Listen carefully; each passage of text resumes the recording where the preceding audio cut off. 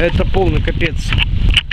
Только что я, ну, как бы рассказывал о себе, такая история рассказывал, и случайно нажал пальцем на стоп. Просто у меня обычная фотокамера Fujifilm.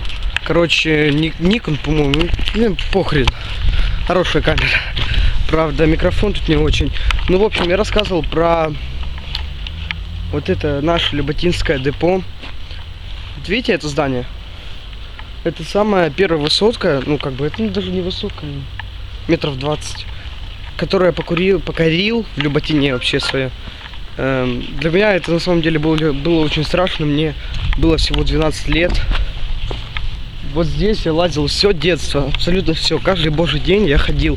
Я даже прогуливал школу, чтобы там поиграть с друзьями.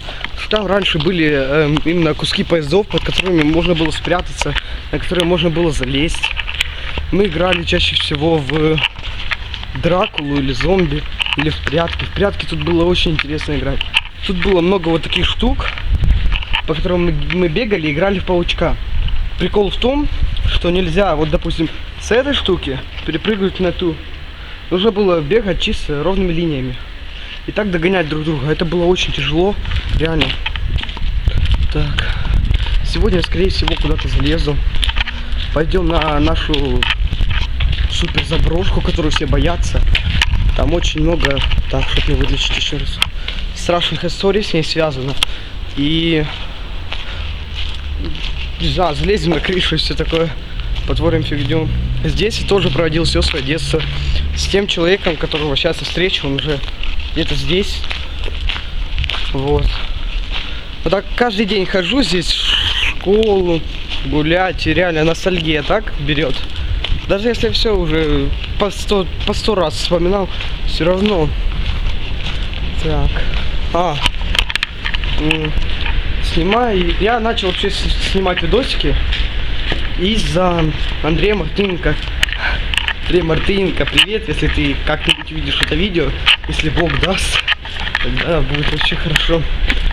Ну, в общем, в моей жизни очень много ярких, там, веселых, ржачных моментов, приключений в жопу. И именно из-за этого я начал снимать видосики. Вот. Сейчас я встречу Русика. Его еще нет. Сейчас я вернусь сюда, посмотрю.